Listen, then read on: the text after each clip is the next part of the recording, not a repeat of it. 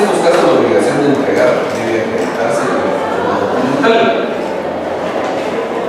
Entonces aquí en esta presentación vamos a ver más o menos traducido el contenido de esta norma.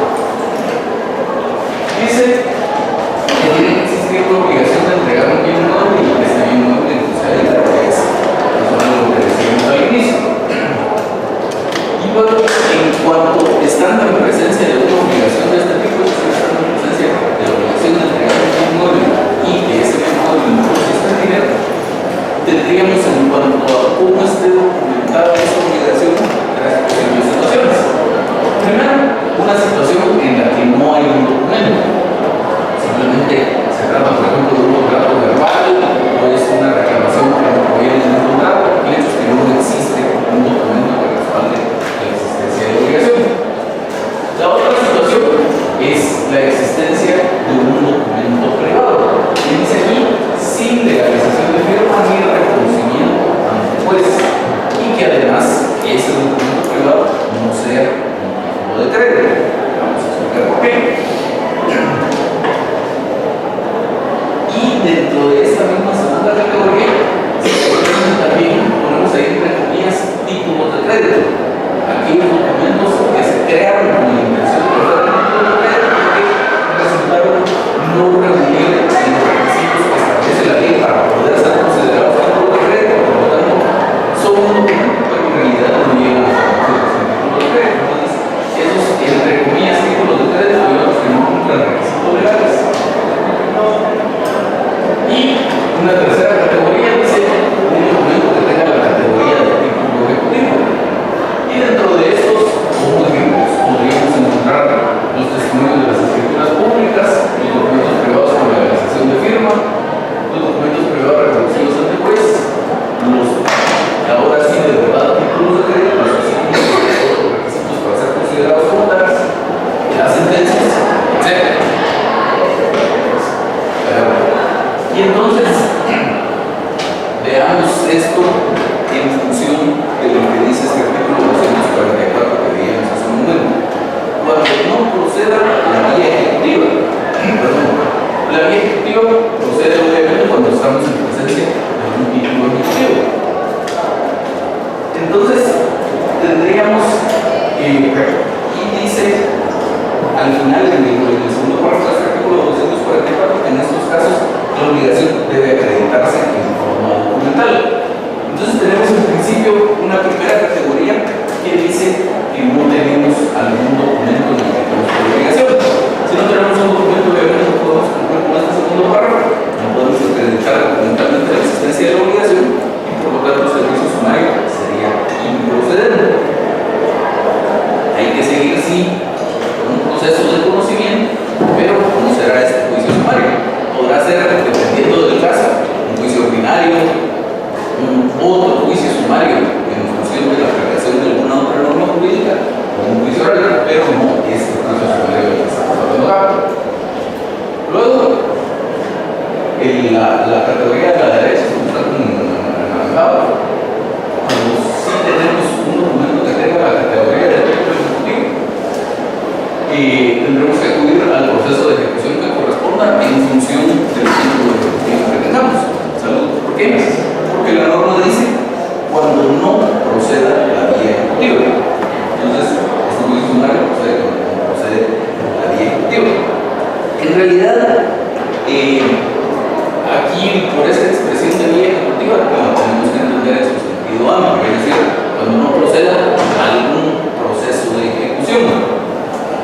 Que siempre que estamos hablando que la obligación consiste en la entrega de bienes muebles, no será ni un juicio ejecutivo ni una ejecución inmediata. Esos necesariamente se refieren a la entrega de dinero, sino que estaremos en presencia probablemente de una ejecución especial de la obligación de dar o de una ejecución de sentencia. Ya verán ustedes un detenimiento de sus temas que el próximo semestre, pero aquí básicamente lo que interesa dejar claro es que si tenemos un documento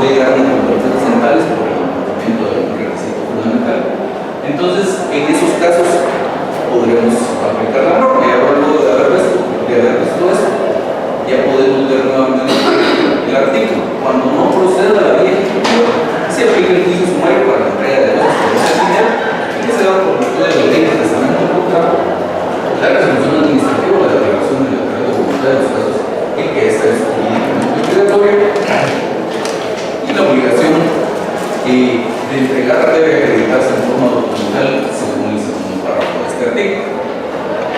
Entonces, al final de cuentas, en este tipo de juicio sumario no tenemos alguna particularidad en el trámite. El trámite es el trámite general del juicio sumario y lo único que tenemos algunas consideraciones que hacer son estas que ya vimos por acá en cuanto a en qué casos procede. Para repetir, básicamente estamos hablando en principio del tipo de obligación. Debe ser una obligación de entregar un bien mueble y que ese bien no sea dinero. Excluimos entonces los inmuebles, excluimos el dinero y para las entregas de otros tipos de bienes, esos bienes muebles que no sean dinero, nos quedaría esta posibilidad, pero luego tenemos que pasar el filtro también de cómo está documentada la obligación, si es que está documentada. Y entonces, en el caso de que no exista un documento que la respalde, nos olvidaremos de este juicio sumario. En el caso de que exista un documento que tenga la categoría de tipo colectivo, también nos olvidaremos de este juicio sumario y nos quedará únicamente para aquellos casos en los que sí existe el documento, pero este no tiene la categoría de colectivo.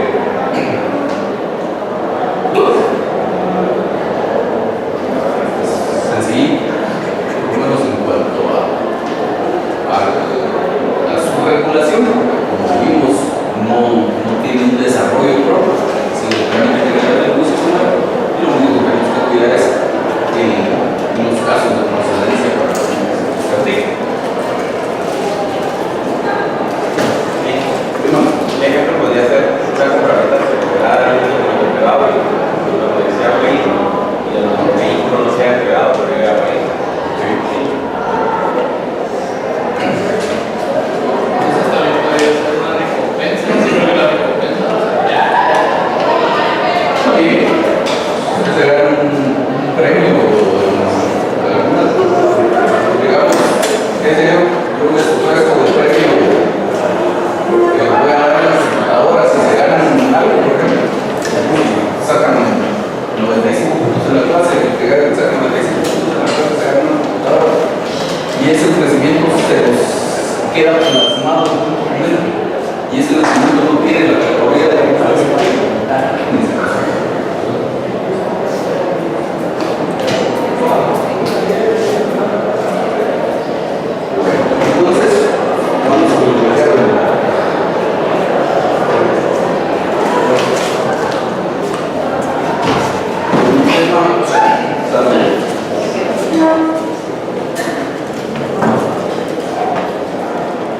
resulta de vital importancia para ir en principio haciendo referencia a un par de casos de procedencia del juicio oral que establece el código, pero además nos sirve esto que vamos a ver a continuación en buena medida para discernir cuándo aplicar una u otra vía procesal. Entonces, tenemos aquí el tema de la cuantía. ¿Y por qué vamos a hablar de la cuantía? Porque cuando empieza el código tratando el tema de los casos de procedencia del juicio oral en el artículo 199, dice, se tramitará en un juicio oral primero los asuntos de menor cuantía, segundo los asuntos de ínfima cuantía. Y eso es todo lo que dice el código a este respecto, salvo el artículo 206, que supuestamente desarrolla el procedimiento del juicio oral de ínfima cuantía. Entonces vamos a platicar un poco al respecto de este tema de la cuantía y vamos a empezar haciendo una referencia a la evolución histórica que ha tenido este tema de la cuantía, por lo menos a partir del Código Procesal Civil Mercantil. No me interesa tanto, no me interesa en realidad que se aprendan esas distintas cuantías que han ido rigiendo durante el transcurso del tiempo. Me interesa que entiendan la evolución que ha tenido el tema, sobre todo de dónde sale la regulación que tenemos actualmente y por qué, por ejemplo, si presentamos una demanda de valor determinado aquí en la ciudad capital, no podemos presentarla a multitud de pases si el valor excede de 50.000 quetzales. Entonces, lo que vamos a tratar de explicar a continuación. Y luego de eso, nos van a resultar ya algunos datos interesantes que nos van a servir para establecer la vía procesal aplicable en cualquier caso que se nos presente. Entonces dice aquí, las siguientes normas sobre la cuantía aplican tanto a procesos de conocimiento como de ejecución. Y subrayamos ahí el tema de la cuantía, es decir, para efectos de determinar el monto del asunto y en función de ese monto quién es el juez competente. Ahora, la vía procesal, subrayamos aquí el tema de la vía procesal aplicable en función de la cuantía solo opera cuando se trata de procesos de conocimiento. Es decir, esto que vimos hace un momento, que el código dice se tramitarán por la vía del juicio oral los asuntos de la misma cuantía y los asuntos de la cuantía, aplica solo en cuanto a procesos de conocimiento y no en todos, ya lo vamos a ver. Entonces, solo cuando hablamos de algunos procesos de conocimiento tiene interés el tema de la cuantía para determinar la vía procesal. Todo dice cuando son de ejecución se aplica el procedimiento que corresponda de conformidad con el título ejecutivo. Es decir, si tengo un título para acudir a juicio ejecutivo, puedo juicio ejecutivo, si tengo un título para acudir a ejecución de vía previa, puedo ejecución de vía previa, si tengo un título para alguna ejecución especial, puedo esa ejecución especial, etc. Sin importar la cuantía. Es decir, si tengo un título, digamos un cheque que no se haya hecho efectivo al momento de su presentación, es un título de crédito, por lo tanto, me permite acudir a una acción taquera que se tramita por el procedimiento de juicio ejecutivo. No importa si el cheque es de 10 quetzales o de 10 millones de quetzales, la vía procesal es exactamente la misma. La cuantía ahí no tiene alguna relevancia para efectos de eso que ustedes deben ver para establecer la vía procesal. Por supuesto, el valor del asunto, en este caso el monto del cheque, sí tiene una incidencia para efectos de determinar quién es el juez competente. El tema de la cuantía, propiamente dicho, no se determina el juez competente, pero en cuanto a la vía procesal, hablando de procesos de ejecución, no tiene incidencia alguna, el procedimiento es exactamente el mismo. Cuando digas ahí. Entonces, recordarán ustedes que en esto que denominamos el derecho procesal civil y mercantil, vemos asuntos que corresponden básicamente a tres grandes ramas del derecho sustantivo: los asuntos propiamente civiles, los asuntos mercantiles y los asuntos de familia. Y entonces, atendiendo a eso, vamos a hacer alguna separación en este tema de la cuantía. En principio vamos a hablar de los asuntos estrictamente civiles. Y pues tenemos esa clasificación de la cuantía: la ínfima cuantía, la menor cuantía y la mayor cuantía. Precisamente el código en una parte establece cuál es la ínfima cuantía, tampoco establece cuál es la mayor cuantía y cuál es la menor cuantía. Y entonces, pues por eso es que es necesario hacer referencia a esta historia que vamos a ver aquí.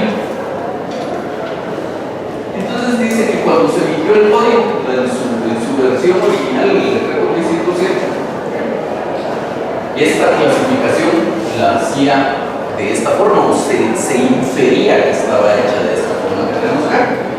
Para crear cuantía, pues obviamente tenemos que poder asignar algún valor minerario al tema. Entonces tendríamos que hablar por lo menos como mínimo asuntos de un valor de 1 centavo. Entonces, entre 1 centavo y 100 quetzales estaríamos hablando de asuntos de ínfima cuantía. Como les digo, el código no define la ínfima cuantía es tanto, la menor cuantía es tanto, la mayor cuantía es tanto, pero en su artículo 211 dice pues la cantidad que dice el capítulo 3, juicio de ínfima cuantía, el procedimiento, cuando la cantidad que se implica no exceda de 100 quetzales, y establece el procedimiento. Y entonces, siendo que estamos bajo el título de ínfima cuantía, pues entendemos que la ínfima cuantía eran esos no más de 100 quetzales.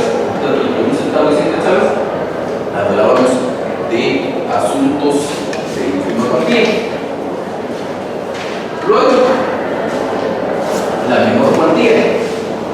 El artículo 7 del código en su redacción original decía: por razón de la cuantía son competentes los jueces menores cuando el valor que se litiga no exceda de 500 quetzales. Entonces, pues, por pura lógica nada más, se entiende que la menor cuantía era o es aquello en el cual pueden conocer los jueces menores, es decir, los jueces de paz. Entonces, la norma en su redacción original decía se complementa los jueces menores cuando el asunto no exceda de 500 quetzales. Entonces, superando la ínfima cuantía de ser de 100 quetzales como un centavo, hasta no pasar de los 500 quetzales, el asunto hubiera sido de menor cuantía y por pura exclusión entenderíamos que la mayor cuantía era aquello que se diera de esos 500 quetzales. Cuando existió una reforma a este artículo 7 del Código, el artículo 211 hasta el día de hoy sigue teniendo el mismo texto. La ínfima cuantía seguía siendo de 1 centavo a 100 quetzales. Pero mediante este decreto ley 4183 se reformó este artículo 7. Y todavía hasta el día de hoy, el texto de sus códigos dice, por razón de la cuantía completante de los jueces menores, cuando el valor que se liquida no exceda de 2.000 quetzales. Entonces, pues, lo que se hizo fue correr el límite entre la menor y la mayor cuantía, y los asuntos de hasta 2.000 quetzales eran considerados de menor cuantía, y lo que excediera de esto eran asuntos de mayor cuantía. Después de eso, entró en vigencia la actual ley del organismo judicial, que es una ley de 1989, y en esta ley del organismo judicial se le dan un par de facultades a la Corte Suprema de Justicia que ya hicieron innecesario el tener que seguir haciendo reformas legales cada vez que fuera procedente modificar aquello de lo cual podría impulsar los procesos de paz. Entonces, en su artículo 94, la ley del organismo judicial dice: la Corte Suprema de Justicia determinará la sede y el distrito que corresponde a cada primera instancia, y donde hubiera más de uno le fijará su competencia por razón de la materia, de la cuantía y del territorio. Nos interesa aquí el tema de la cuantía, fijará su competencia por razón de la cuantía. Y el 104 que dice algo parecido respecto a los jueces de paz. Los jueces de paz ejercerán su jurisdicción dentro de los límites del territorio para que hayan sido nombrados. Su competencia por razón de la materia y de la cuantía serán fijadas por la Corte Suprema de Justicia. No nos interesa. Entonces, combinando estos dos artículos, la Corte Suprema de Justicia tiene facultades para asignarle su competencia por razón de la cuantía al juez de paz, tiene sus facultades para asignarle su competencia por razón de la cuantía al juez de primera instancia. ¿Y eso qué quiere decir? Que la Corte Suprema de Justicia, mediante un simple acuerdo, puede mover esta barrera de acá, la barrera entre la mayor y la menor cuantía, y por lo tanto la barrera entre aquello que puede conocer el juez de paz y el juez de primera instancia. Si regresamos todavía al artículo 7 del Código, el Código tenía una disposición más en el sentido a la inversa de lo que ha ido pasando en todos los años. Tenía esto del valor que se máximo que se liquidaba que podía conocer los jueces de paz. Y luego decía, en el tercer párrafo, la Corte Suprema de Justicia tendrá la facultad, dice todavía el Código, en el tercer párrafo, la Corte Suprema de Justicia tendrá la facultad de señalar un límite menor a la cuantía de los asuntos que se deben seguir en los juzgados de paz, cuando lo crea conveniente atender las circunstancias especiales del municipio del que se trata y las disponibilidades del personal técnico. Entonces, cuando se emitió el código, 500 quetzales era una suma considerable de dinero. Y pues estamos hablando de 1963 que se hizo el código, 1964 que entró en vigencia. Todavía hasta el día de hoy hay municipios de la República los que es muy difícil llegar. Y entonces, pues imagínense, en ese entonces habrían 1.500 abogados colegiados o menos, habían la mayoría de jueces de paz no eran abogados, y probablemente muchos ni siquiera con estudios avanzados del derecho. Por eso decía la norma que se podía fijar un límite menor a la cuantía que pudieran conocer los jueces de paz por las limitaciones del personal técnico. no se pensó en aquel momento en el fenómeno que después se fue dando a la inversa, que era ir aumentando ese límite que pudieran conocer los jueces de paz. Entonces ya ese tema quedó subsanado con este par de normas que decimos de la ley del régimen judicial, que la posibilidad de fijarle la competencia por razón de la cuantía tanto al juez de paz en primera instancia. Y entonces, con base en este par de normas de la ley del régimen judicial, se emitió este acuerdo de la Corte Suprema de Justicia del 91.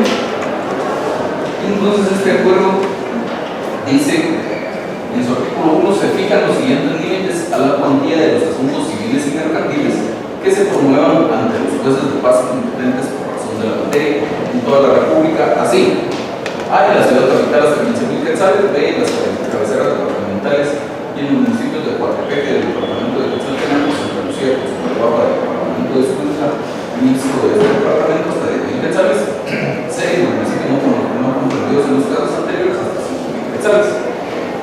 Entonces, pues ya la Corte lo que hizo aquí en este acuerdo es, atendiendo al municipio de que se tratara, así tenía el límite para conocer el juez de paz, dependiendo del caso, hasta 15.000, 10.000 o 5.000 quetzales. Algunos años después, ya resultó insuficiente ese límite, y esto básicamente es por pérdida de valor adquisitivo de la moneda. Ya, como decíamos, 500 quetzales en 1964 era un montón de dinero. Obviamente, si pusiéramos jueces en este año en el que estamos para conocer asuntos que no sean de 500 quetzales, pues prácticamente no tendrían nada que hacer, porque nadie iría a juicio por esas cantidades. Entonces el dinero va perdiendo su valor, por eso es necesario ir aumentando el límite de que puedan conocer los jueces de paz. Probablemente en 10 o 20 años, los 50.000 quetzales hasta los que puede conocer el juez de paz en la ciudad capital ya no sean algo significativo, el límite sean 100.000 o 100.000 quetzales. Entonces, en este acuerdo 597 se reformó nuevamente el tema. Entonces dice, se modifica el artículo primero del acuerdo 3191 de la Corte Suprema de Justicia en sus incisos A, B y C, los cuales quedan así: A, en el municipio de Guatemala hasta 30.000 quetzales; B, en las cabeceras departamentales y en algunos otros municipios hasta 20.000 quetzales; y C, en los municipios no comprendidos en los casos anteriores hasta 30.000 quetzales. Se explicó la cantidad máxima por la cual podían conocer los jueces de paz. Y tiene este acuerdo 597, además otra norma. Dice, artículo 2, en el municipio de Guatemala, los jueces de paz del ramo civil y los jueces de paz de los demás municipios de la República conocerán por el procedimiento que señala el artículo 211 de la Código de Procesal Civil y Mercantil los asuntos de ínfima cuantía que no excedan de 1.000 quetzales.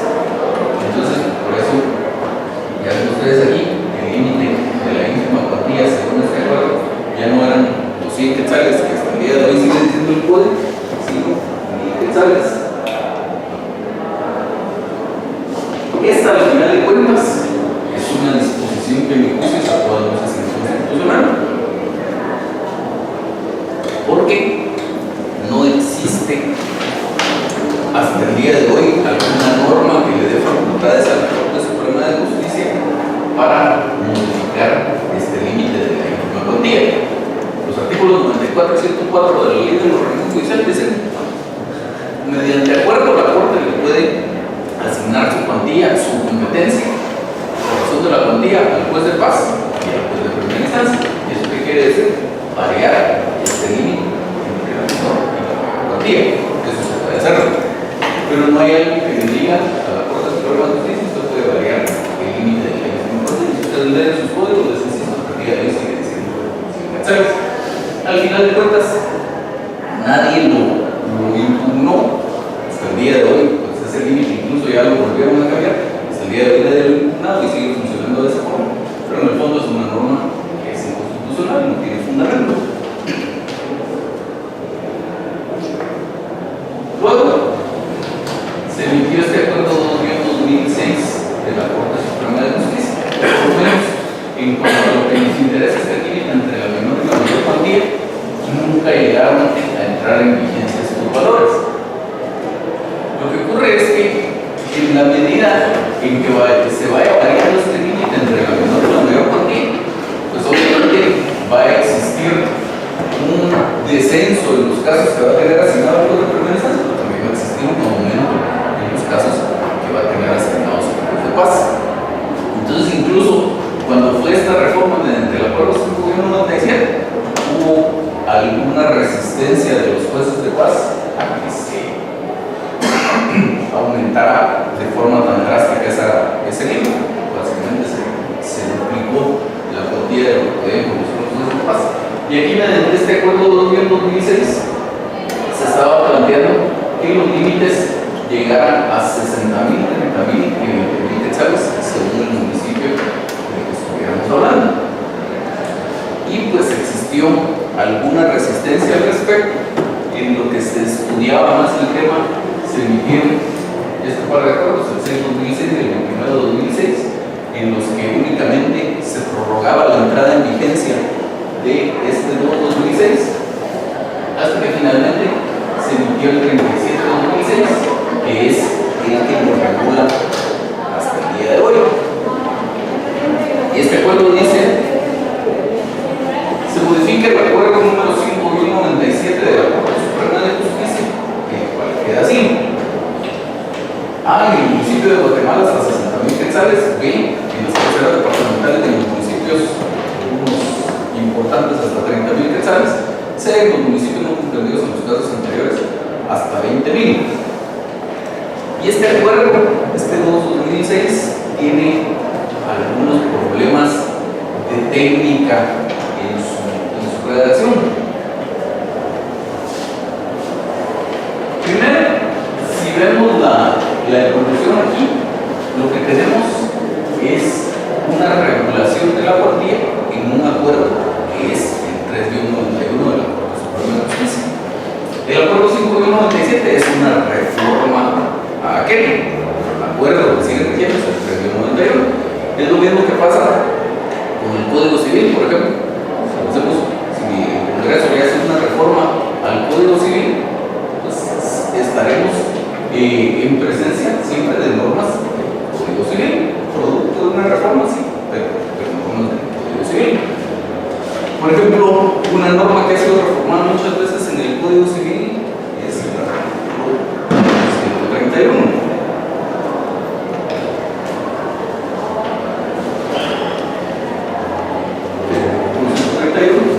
Si ustedes buscan la historia de ese artículo, ha tenido 400 reformas, por ahí. Si el Congreso quisiera hoy reformar ese artículo, no reformaría la última reforma, reformaría el artículo 131 del Código Civil. Y entonces eso fue lo que debió haber pasado aquí, es decir, lo que la Corte debió haber reformado en este acuerdo 37-2006 es el acuerdo 3-91. Reformaron el 5-97 y además tiene otro error, porque si vemos la redacción del 5-97 dice: se modifica el artículo primero del acuerdo número 3-91 de la Corte Suprema de Justicia, sus incisos A, B y C, los cuales quedan así. Eso está contenido en el artículo 1, que es el 5-97. Y el 37-2006 dice: se modifica el acuerdo número 5-97, no su artículo primero ni los incisos A, B y C, se modifica el acuerdo todo. Entonces, al final de cuentas, es una redacción no muy técnica de este acuerdo, pero tampoco hubo alguna impugnación al respecto, ni creo que hubiera aportado, porque es en realidad un defecto de técnica, no tanto una cuestión de ilegalidad o de inconstitucionalidad, de tal manera que hasta el día de hoy seguimos funcionando de esta forma. Entonces, el límite de aquello que pueden conocer los jueces de paz lo tenemos en 50.000, 25.000 o 15.000 quetzales en función del municipio en donde se esté tramitando el asunto. Y este artículo 2-2006, el acuerdo 2-2006, además tiene otro artículo, que es el 2, que dice que en el municipio de Guatemala los jueces de paz del ramo civil y los jueces de paz de los demás municipios de la República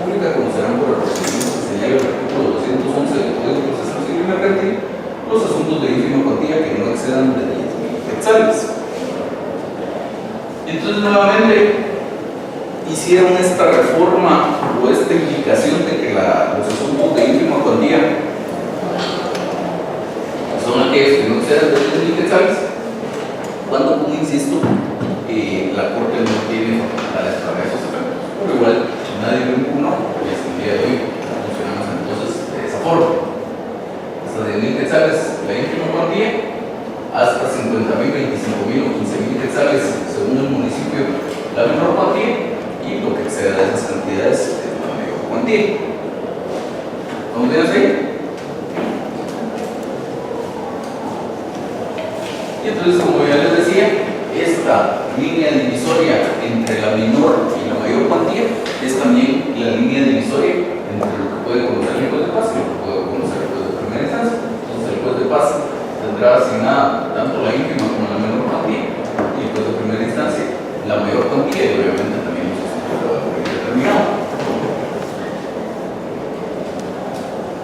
Y entonces dice por acá este globito que tenemos hasta arriba que la ínfima cuantía nos remite al juicio oral de ínfima cuantía según el artículo 211 del Código Procesal Civil y Mercantil.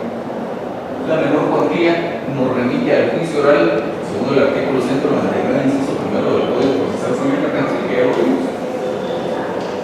Y la mayor cuantía nos remitiría al juicio ordinario según el artículo 96 del Código, que dice que los asuntos que no tengan señalada tramitación especial se denunciarán por la vía de la juicio ordinario. Estas tres cosas que vemos arriba, estas tres capsulitas doradas que nos señalan una vía procesal en función de la cuantía, son aplicables únicamente en ausencia de vía procesal específica. Vamos a ver los asuntos que sí tienen su vía procesal específica, no importa cuál sea la cuantía, seguiremos esa vía procesal. Luego tenemos, ¿qué más? Por ejemplo, como acabamos de ver, por ejemplo, el juicio de desahucio, que se indica que es un juicio sumario, entonces no importa, por ejemplo, cuánto al final me da renta, igual, por ejemplo, me voy a ir por el juicio sumario, no, digamos, no voy a dar la cuantía y me voy por el juicio ordinario. Exactamente eso. Simplemente voy a utilizar para saber si es paz, juicio de paz o de primera instancia, en todo caso. Exacto. Incluso en ese ejemplo que usted pone, si usted lo que pretendiera fuera solo cobrar las rentas, sin lugar a dudas tendríamos que aplicar ese criterio, establecer, recordarán ustedes que lo vimos, el monto anual, no importa cuántas rentas está reclamando, cuál es el monto anual, y en función de eso determinar si es un asunto de mayor o de menor cuantía para determinar quién es el juez competente.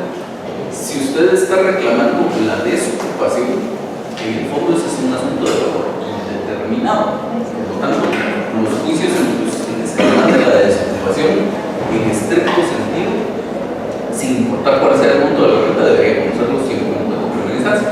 Debería, en la práctica no es así. En la práctica siempre va a ver usted que el tribunal se va a regir por el tema de la cuantía en cuanto a las rentas, dejando de lado el asunto de la desocupación, que siempre va a ser indeterminado. De tal manera que si usted presenta ante un juez de primera instancia un juicio de desocupación y cobro de rentas en el que, digamos, las rentas hubieran sido de 1,000 quetzales al mes, no le van a dar trámite, lo van a remitir a un juez de paz, que no es lo correcto, que así funciona la práctica.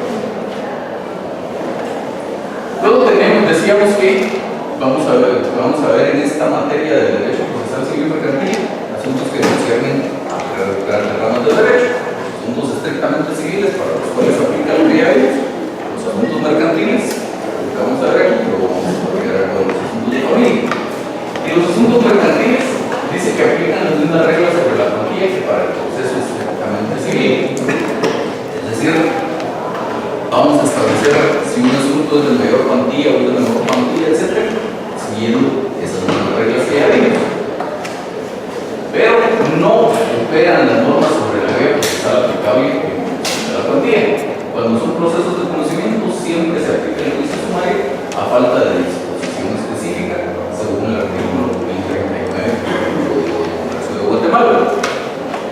Entonces, si viéramos, por ejemplo, el último caso que ustedes trabajaron, ese de aquellas facturas cambiarias que tenían algunos defectos, si ustedes hubieran presentado una demanda por cada una de las supuestas facturas cambiarias, que es posible hacer porque vemos que sí permite la ley presentar toda la reclamación con una sola demanda, pero también permite la ley que la reclamación sea por separada. Entonces, aquellos que presentaron su demanda con relación a 6 intentos de facturas cambiarias, se hubieran podido presentar 6 demandas. Y en ese caso, cada una de las demandas hubiera sido por 35.000 quetzales. En ese caso, lo que queremos decir aquí es que ese hecho de que la cuantía hubiera sido de 30.000 quetzales le sirve para determinar la cuantía, sirve para establecer que ese es un asunto de menor cuantía y que por lo tanto el competente para conocerlo es un juez de paz, si se presenta la demanda de capital. Pero eso no les determina la procesal aplicable. Entonces, en ese caso, ustedes hubieran tenido que plantear, hubieran sido 6 juicios sumarios en aplicación de la ley 39 del Código de Comercio Normal. No importa ahí cuál sea el valor, siempre va a ser un juicio sumario. Por supuesto, aquellos casos que tengan su vía procesal específicamente señalada en el Código de Comercio, pues esa será la que tenemos que aplicar. ¿Dónde está ahí? Luego tenemos los asuntos de familia. Y pensaríamos en principio en esa misma división entre ínfima, menor y mayor cuantía. ¿Qué más? Ya vamos a llegar a eso. En principio, recordarán ustedes que cuando se emitió el código,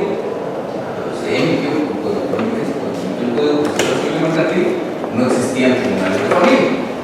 En el periodo de vacatio leyes, es decir, en el periodo entre que ya estaba publicado el código, pero todavía no entraba en vigencia, se emitió la ley de tribunales de familia. Esta ley de tribunales de familia entró en vigencia junto con el código de familia. Entonces, en principio, la idea era que los asuntos de familia también hubieran quedado exactamente bajo las mismas reglas que establecía el Código Procesal Civil y Mercantil y su redacción original. Entonces tendríamos, en principio, menor cuantía hasta 100.000 quetzales, menor cuantía hasta 500 quetzales y mayor cuantía lo que saliera de esos 500. Luego, como les digo, se emitió esa ley de tribunales de familia que entró en vigencia junto con el Código Procesal Civil y Mercantil. Y dice que en sus artículos 2 y 6 tiene algunas normas al respecto, quedando las mismas cuantías, pero como bien dice su compañera, estableciendo que el competente era un juez de primera instancia. Entonces el artículo 2 dice: corresponde a la jurisdicción de los tribunales de familia los asuntos y controversias, sea cualquiera que sea la cuantía, relacionados con alimentos, paternidad y filiación, unión de hecho, para la potestad, tutela, adopción, protección de las personas, reconocimiento de preñez y parto, divorcio, separación, nulidad de matrimonio, celebración de hecho, patrimonio familiar, cualquiera que sea la cuantía. El artículo 6 dice: los jueces de primera instancia de lo civil en los departamentos donde no funcionan los juzgados de familia ejercerán la jurisdicción privada de familia.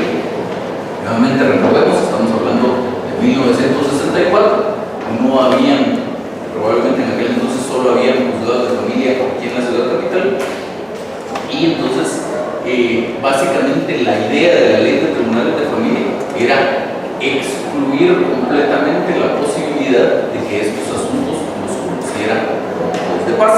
Entonces decía la norma, o dice la norma, que donde no hubiera juez de familia, todos los jueces de familia son jueces de primera instancia. Donde no hubiera juez de familia, entonces el que iba a hacer esas funciones era el juez de primera instancia civil.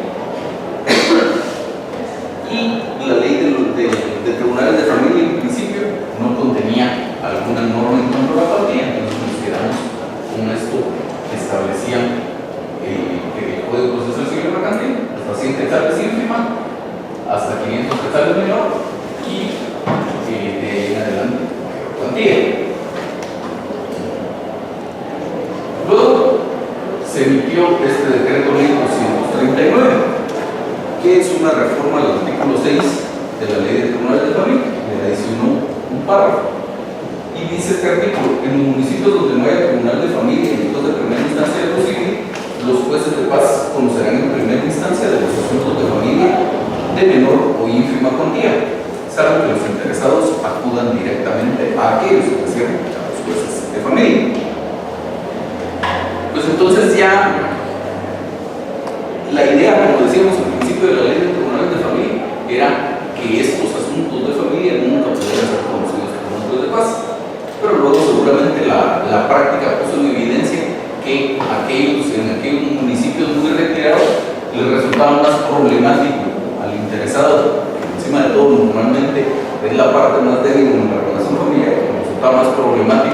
llegar hasta la cabecera departamental a encontrar un juez de familia o un juez de primera instancia civil que quedarse en su propio municipio. Entonces, por eso es que ya estableció la norma que en aquellos lugares, en aquellos municipios en donde no existieran jueces de familia y jueces de primera instancia civil, entonces conocerían los jueces de paz en aquellos asuntos que fueran de ínfima cuantía. Luego, la reforma esta del Código Procesal Civil Mercantil del decreto 4183 del que ya platicamos, en la que se reformó el artículo 7 y de obtener un límite de 500 quetzales, aquello que podrían conocer los jueces de paz, ese límite pasó a ser de 2.000 quetzales. Y obviamente esto afectó también a los procesos de familia. Luego, como ya vimos, entró en vigencia la ley del organismo judicial y ya permitió hacer estas asignaciones de competencia en función de la cuantía, tanto al juez de paz como a la primera instancia. Entonces, así como para los asuntos civiles se emitió el acuerdo 3191, para los asuntos de familia se emitió este acuerdo 4191. Y este acuerdo dice: se fija la competencia de los juzgados de paz por razón de la cuantía en la siguiente forma: los juzgados de paz del ramo civil del municipio de Guatemala, los de las cabeceras departamentales y de los demás municipios del interior de la República conocerán en primera instancia los asuntos de familia de ínfima cuantía, la cual se fija hasta en 1.000 quetzales. Entonces, nuevamente, trasnotando un poco, excediéndose un poco de sus facultades, la Corte Suprema de Justicia dijo: para asuntos de familia, la ínfima cuantía ya no son 100 quetzales, son 1.000 quetzales, y esos asuntos de familia los va a conocer paz. Luego se reformó también este acuerdo 491 mediante el acuerdo 6197 de la Corte Suprema de Justicia.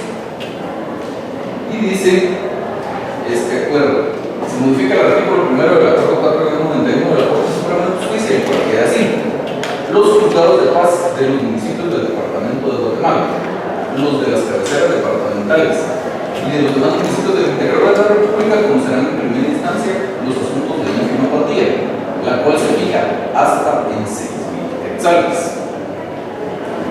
Entonces, nuevamente manteniéndole al juez de paz solo la potestad de conocer asuntos de ínfima cuantía, pero aumentó esa cuantía hasta los 6.000 quetzales. Mientras que el Código Procesal Civil Mercantil no había sido reformado, no ha sido reformado en su artículo 7 hasta el momento después de esa reforma de 1983. Entonces, el Código sigue diciendo la menor cuantía hasta 2.000 quetzales, pero ya aquí decía que para asuntos de familia el límite máximo era 6.000 quetzales. Entonces, para efectos prácticos, dejó de existir menor cuantía en asuntos de familia, únicamente asuntos de ínfima cuantía o de mayor cuantía, y en función de eso, los de ínfima cuantía para el conocimiento del juez de paz y los de mayor cuantía para el conocimiento del juez de familia, que es su primera instancia. Y finalmente, una nueva reforma mediante el acuerdo 43-97 de la Corte Suprema de Justicia. Y se modifica el artículo primero del acuerdo 7197 de la Corte Suprema de Justicia, el cual queda así: los juzgados de paz de los municipios del departamento de Guatemala son competentes para conocer de los asuntos de familia de cuantía. Asimismo, los jueces de paz de los municipios de los demás departamentos, en donde incluyen jueces de primera instancia de familia, jueces de primera instancia de trabajo, de social y de familia, conocerán también los asuntos de familia de cuantía. La cuantía se encuentra fijada en el acuerdo 6197 de la Corte Suprema de Justicia. Entonces, curiosamente dice que la cuantía se encuentra fijada en el acuerdo 6197, pero el 6197 era precisamente lo que estaba reformando. O sea que en realidad, si vamos al estricto sentido, dejó de existir ese límite, pero en la práctica todo el mundo entiende que la idea es mantener esta ínfima cuantía en los 6.000 quetzales, y básicamente la idea es que pueden conocer los jueces de paz de esos asuntos de hasta 6.000 quetzales en aquellos casos en los que no exista un juez de de familia. En aquellos municipios en los que no existe un núcleo de familia.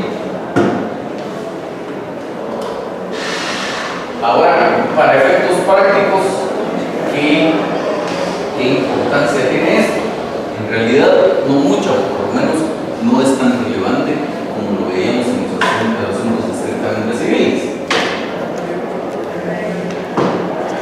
Lo que nos interesa es, como decíamos, que a partir de este acuerdo 491 de la Corte Suprema de Justicia, los jueces de paz pueden conocer de algunos asuntos. En principio, algunos asuntos que no exceden a 10.000 quetzales y actualmente algunos asuntos que no exceden a 10.000 quetzales. De todo lo demás, tendría que conocer el juez de familia.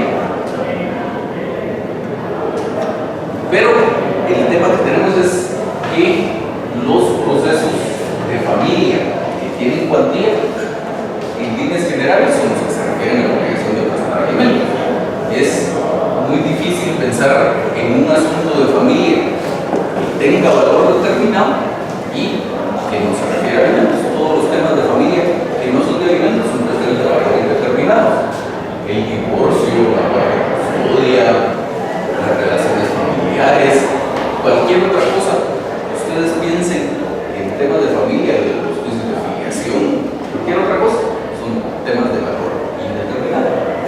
En líneas generales, a lo mejor habrá por ahí rebuscando algunos asuntos, pero en líneas generales, los asuntos de familia que tienen familia son los que se refieren a alimentos. Solo y en los departamentos donde no hay juez de familia y es una afiliación que o hay que llevar a uno de En los departamentos, todos los departamentos tienen por lo menos un juzgado de familia. Entonces no hay departamentos que no tengan. Lo que hay son municipios que no tienen juzgado de familia.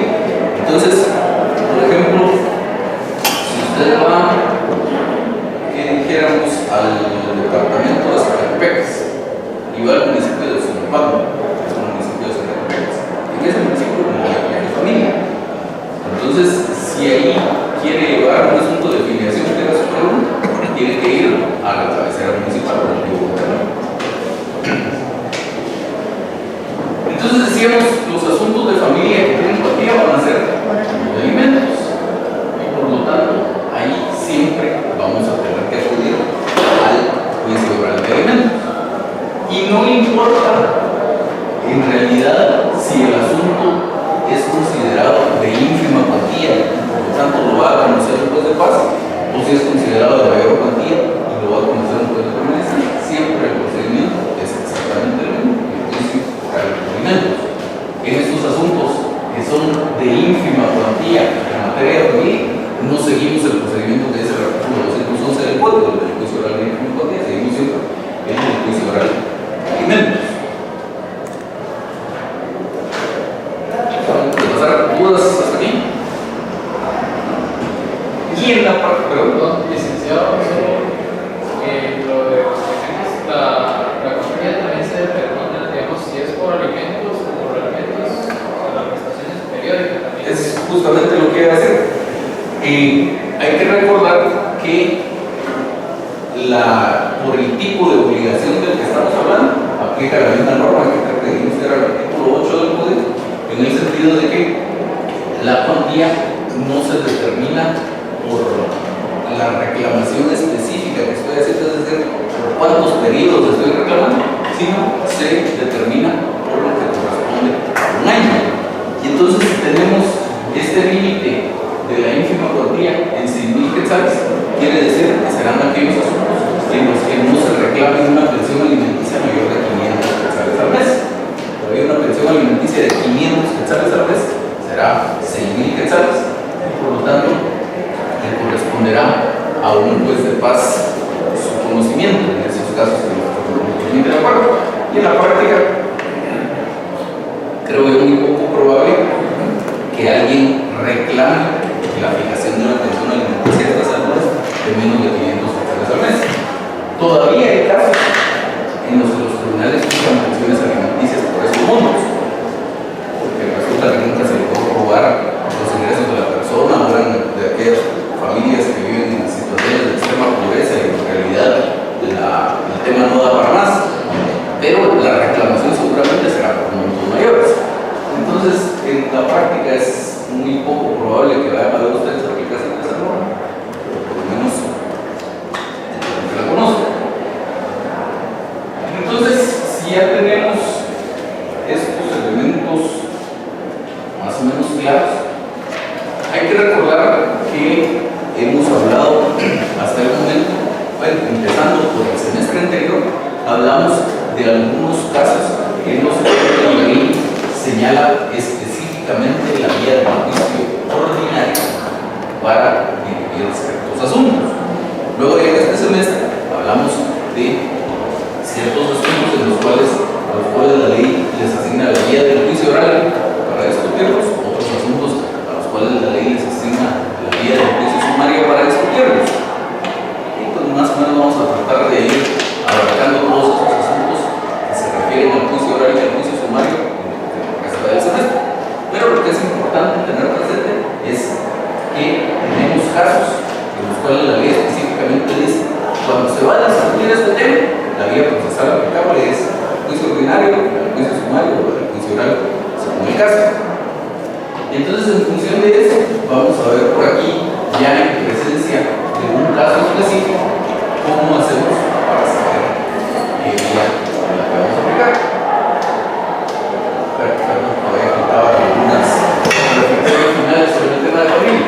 Dice que en materia de familia no operan las normas sobre la vía procesal aplicable en función de la cuantía, que vimos de la posibilidad del juicio oral de ínfima cuantía o del juicio oral de menor cuantía y el proceso civil en materia de familia no aplica.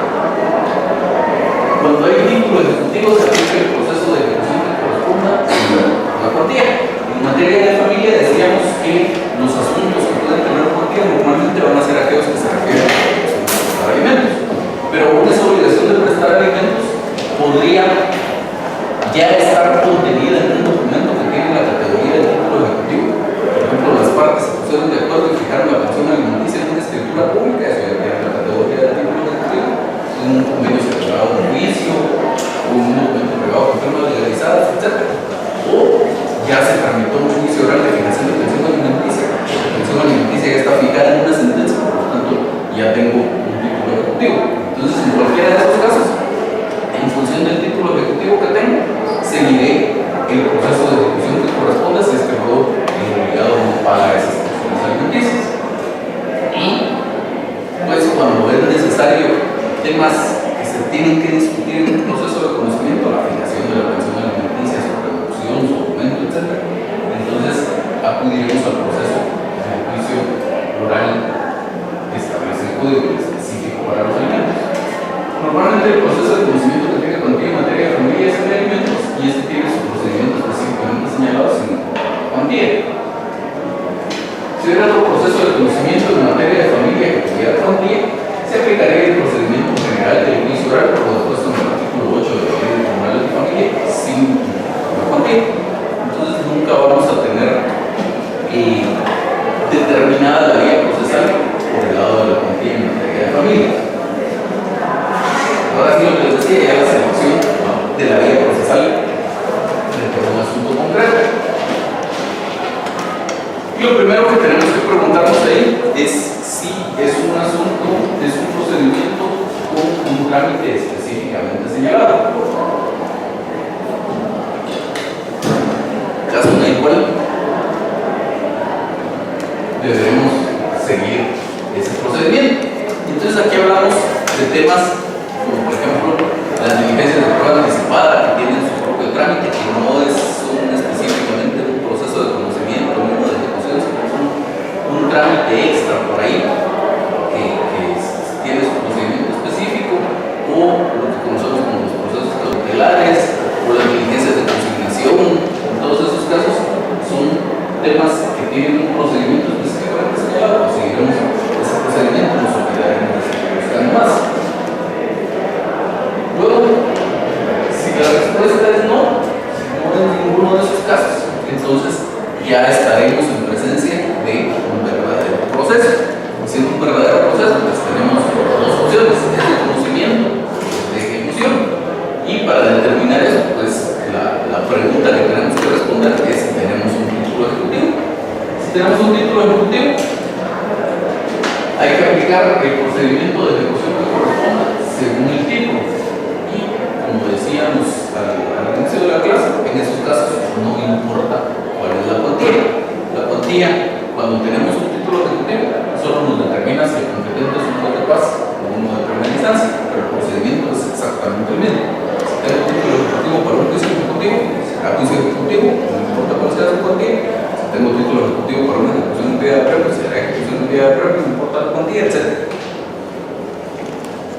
Luego, si no tengo título ejecutivo, entonces necesariamente por eliminación tengo que llegar a un proceso de conocimiento.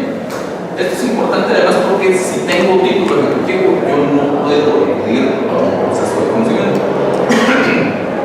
No es posible decir que me interesa más por el asunto que es medio complicado no acudir al proceso de ejecución que me señala el título ejecutivo que tengo, sino acudir a una proceso. Tengo un título ejecutivo, acudo al procedimiento de ejecución que corresponde y solo por exclusión eventualmente podría acudir a un conocimiento. ¿A cuál? Tenemos tres. Entonces lo primero que tendríamos que establecer es si hay una vía procesal pactada. Recordarán ustedes que decíamos que el código permite que las partes acudan a las partes pacten acudir a la vía del juicio oral, también permite que las partes pacten acudir a la vía del juicio sumario. Decimos que en la práctica es muy poco probable o casi imposible que haya un caso de estos, pero teóricamente está la posibilidad. Entonces tendríamos que establecer si hay una vía procesal pactada, hay que aplicarla, y si no, pasamos a lo siguiente.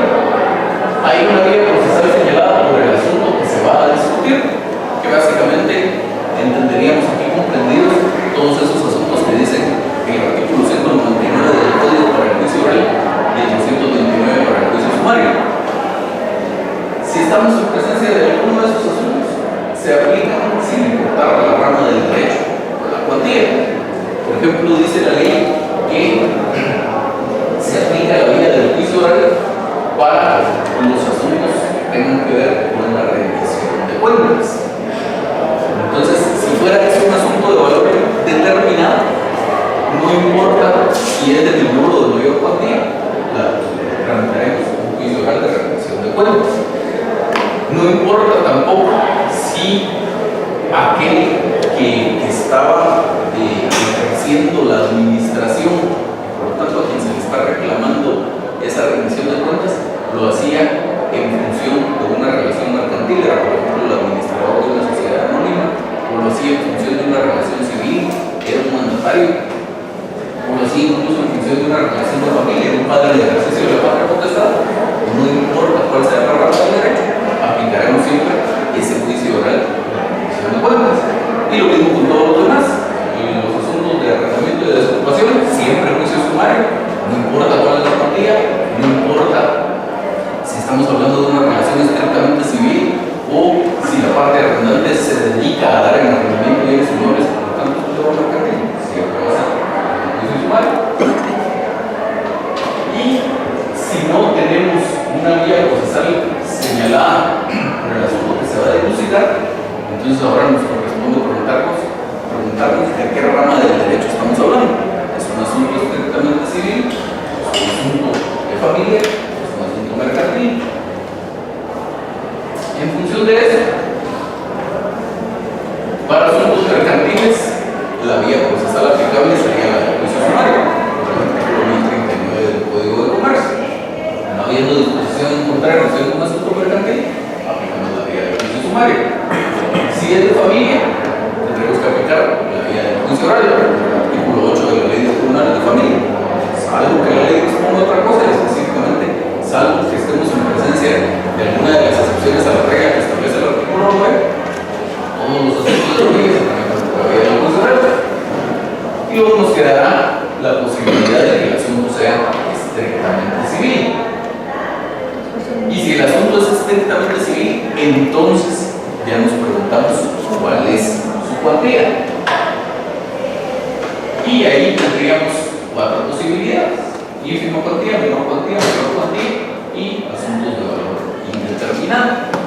Y entonces sí, esa cuantía, solo en asuntos civiles a los que lleguemos luego de todo este proceso de eliminación, no tienen una vía procesal específica en función del asunto de que se trata, son asuntos estrictamente civiles. Entonces ahí la cuantía es lo que nos va a determinar la vía procesal aplicable. Entonces dice que si es un asunto de ínfima cuantía, tramitaremos un juicio oral de ínfima cuantía. Si es un asunto de menor cuantía, un juicio oral común y corriente. Si es un asunto de mayor cuantía, un juicio ordinario. Y si es un asunto de valor indeterminado, también un juicio ordinario. Entonces, por ejemplo, un caso claro para que veamos cómo opera eso. Si ustedes saliendo de aquí de la universidad les chocan su carro y van a reclamar el pago por la reparación de esa colisión, tendremos que ver cuál es el monto de la reclamación que se va a hacer. Supongamos que no se van a causar perjuicios, no existen lesiones corporales, lo único que se va a reclamar es el daño propiamente físico del vehículo, la reparación de ese vehículo. ¿Cuánto va a costar la reparación de ese vehículo? ¿Va a costar 15,000 quetzales, por ejemplo? Es un asunto. Como fue aquí, el juez competente es el lugar donde se causaron los daños, la demanda va a ser presentada aquí en la ciudad capital. Entonces, ¿va a costar 15,000 quetzales? Es un asunto de menor cuantía, que tramitar un juicio oral. ¿Va a costar 80,000 quetzales? Es un asunto de mayor cuantía, tramitaremos un juicio ordinario. Si fuera algo más complejo que eso, ya no el simple choque, sino algo más complejo que eso, de tal manera que no se pueda determinar la cuantía en este momento, sino que tengamos que reservarnos su determinación para algún momento posterior a la sentencia mediante un dictamen experto sobre un incidente, estaremos en presencia de un asunto de valor indeterminado, tramitamos un juicio ordinario. Y pues ahí vemos ya cómo llegamos a, en cualquier asunto posible, establecer cuál es la vía procesal o el procedimiento aplicable para que esa controversia. ¿Dudas? Sí. Indeterminado podría ser, por ejemplo, si durante el choque me causaron a mí un daño, una lesión, y por ejemplo el doctor me dice que tenemos que esperar 6 meses y si no, me tienen que operar. Entonces no estoy segura si voy a tener que operar o no, entonces aún es indeterminado. Exacto.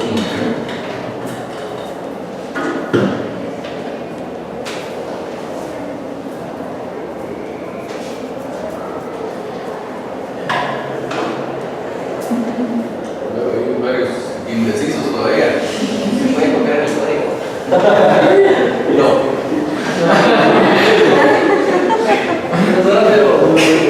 Usted comentaba que como las pruebas anticipadas, o si ya tenemos un motivo por un asunto de familia, eso se iría directamente por el proceso que corresponda, si es una prueba anticipada, igual sería por el tema civil.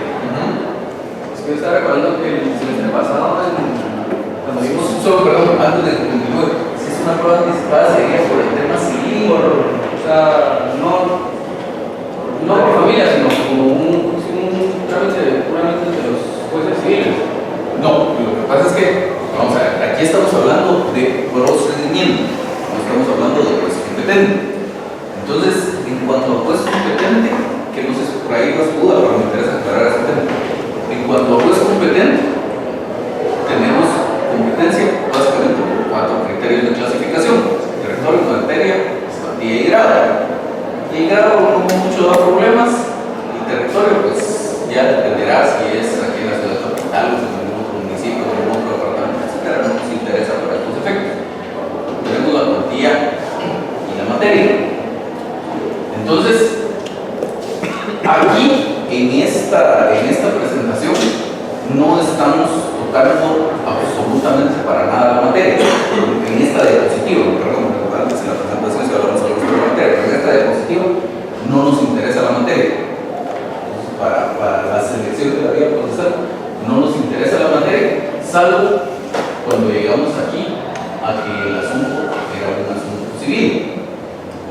Para estos 3 eran mercantilismo de familia o civil, entonces, solo entonces, nos interesa la materia y la cuantía solo nos interesa si el asunto es civil. Entonces, en función de eso, habrá alguna implicación en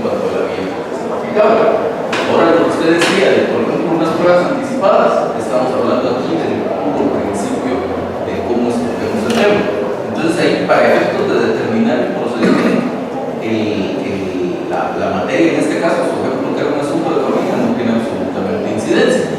Porque, por ejemplo, la ley de tribunales de familia no tiene normas de procedimiento específicas para las pruebas anticipadas. Entonces, si voy a pedir alguna diligencia de prueba anticipada para un asunto de familia, el procedimiento será el que establece el Código Procesal Civil Mercantil. Ahora, el juez competente sí será un juez de familia. Que la ley no establece con absoluta claridad el tema, pero en la práctica lo que se entiende es que esas diligencias de prueba anticipada son básicamente un tema accesorio al juicio oral o al juicio ordinario que va a haber después, y que por lo tanto el competente para conocer esos asuntos es el juez de familia. Sí, es una pregunta por ahí porque nosotros el semestre pasado en una clase nos dieron un instructivo de los tribunales de familia. Ajá. Que creo que era también de la Corte Suprema. Ajá. Pero ahí se establecía que cuando se quería un título ejecutivo que viniera de familia, Ajá. sí se ejecutaba igual ante los tribunales de familia. Por supuesto.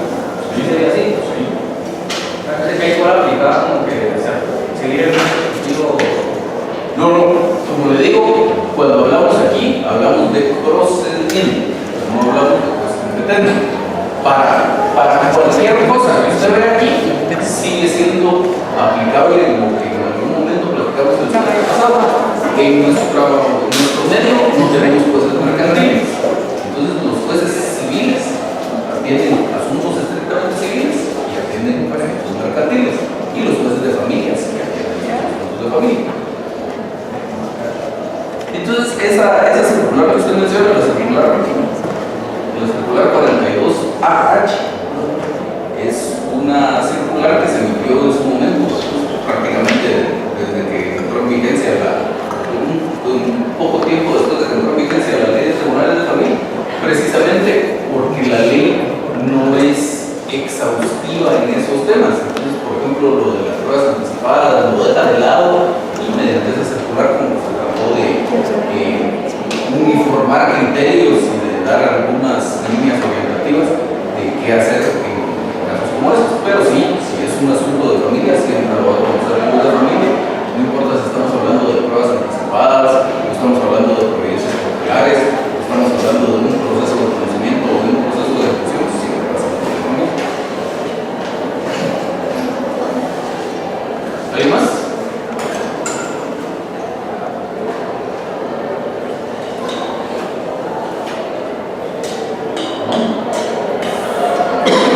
Entonces, tenemos el artículo 199 del Código, que nos señala que se tramitará en juicio oral y dice primero los asuntos de menor cuantía. El Código no vuelve a mencionar el tema de los asuntos de menor cuantía. Entonces, en esos casos, cuando hablemos de un juicio oral de menor cuantía, básicamente es lo que tenemos acá. Vamos a seguir el procedimiento común y corriente del juicio oral. Lo que vimos al inicio del procedimiento básico del juicio oral se refleja que no hay alguna especialidad en función de este tema que se va a discutir. Y luego dice segundo los asuntos de ínfima cuantía. Y para estos efectos, sí, de manera muy escueta el Código, en su artículo 211 establece este procedimiento. Y dice, cuando la cantidad que se litiga no exceda de 100 quetzales, ya vimos aquí que para asuntos estrictamente civiles aplicaría esto nada más. Si fueran asuntos de familia, hay asuntos de ínfima cuantía que son hasta 100.000 quetzales, pero seguiremos siempre, normalmente van a ser asuntos relativos a la obligación de prestar alimentos.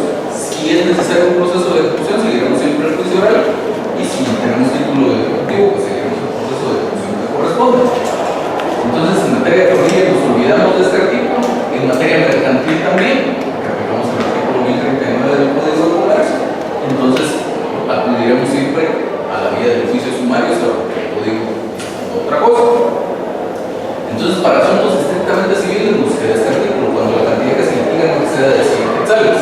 Ya vimos que, según un acuerdo de la Corte Suprema de Justicia, que excediéndose un poco de las facultades, pero al final nadie lo impugnaba, está establecido que ahora este procedimiento se sigue cuando la cantidad no exceda de 10.000 quetzales.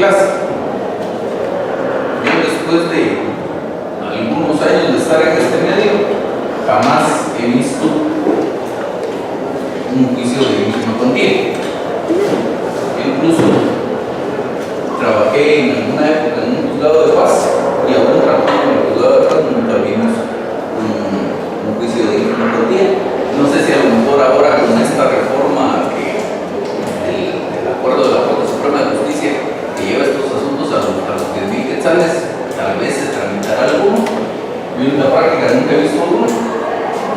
Sí, en alguna ocasión, antes de todas estas reformas de los acuerdos de la Corte Suprema de Justicia, sí vi en alguna ocasión un asunto que era exactamente por un valor de 100 quetzales, pero era un caso en el que había un título ejecutivo y era una letra de cambio, creo yo. Pues el asunto se tramitó por la vía del juicio ejecutivo. Ya en ese tiempo, estoy hablando de la primera mitad de los años 90, ya en ese tiempo era un caso por el que en realidad pues pudiéramos decir que no valía la pena acudir a juicio, porque las 100 quetzales no era una cantidad como para acudir a juicio, pero por alguna razón les interesó seguir el juicio en esa ocasión, como les insisto, en un juicio ejecutivo. Entonces, en la práctica